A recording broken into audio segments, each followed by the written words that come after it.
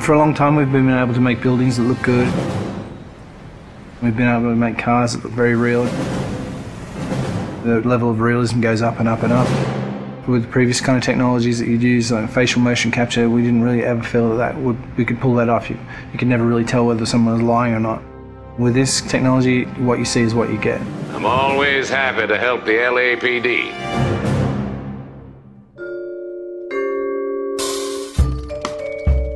We started research on it about 5 years ago. Back then, only research groups were really doing it, this kind of 3D mesh generation from optical cameras. We thought that there might be some application for what we were doing, and this story is a detective story, so the believability of the actors' performances is key to gameplay.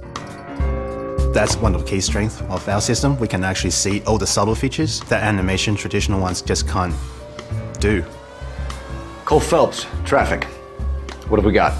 It's really acting a scene in two parts. The motion capture and then the motion scanning. The motion capture captures all the body movements and where people look, so it gives you all of the eye lines. Regulator valve. Good find. Then we move over to this studio where an actor would typically go into makeup in the morning and then they'd have their hair done in a 1940s hairstyle. Then they'd come into a room and sit in the seat behind me, and what the rig does is capture a volume around them.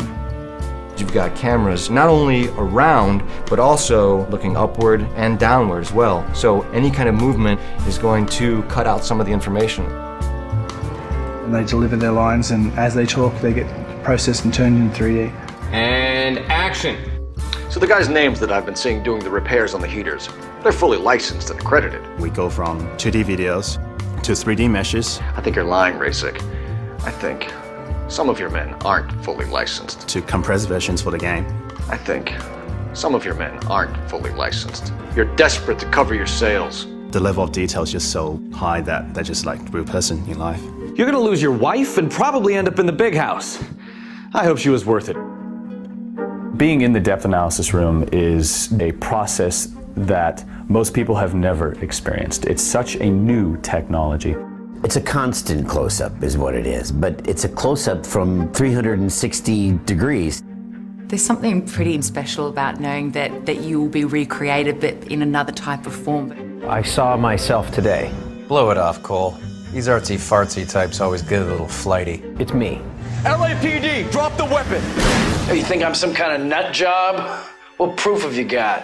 A big theme of this game is dishonesty and to detect when people are lying. You couldn't have done that in the past. Why are you lying to me, Varley? The better you are at reading people, the more things it'll reveal, and the story goes different ways if you do that. The only way you're going to get rid of me is to give me an answer. You're out of your depth here, detective, and you're asking the wrong questions of the wrong people. Having this realism really helps. You're literally talking to that person and then seeing how they behave by asking questions. Why did you kill Mrs. Terrellson? I have no recollection of the people I have killed. So what if I took a look around that car? You can't be accusing me of nothing. You've got the wrong guy.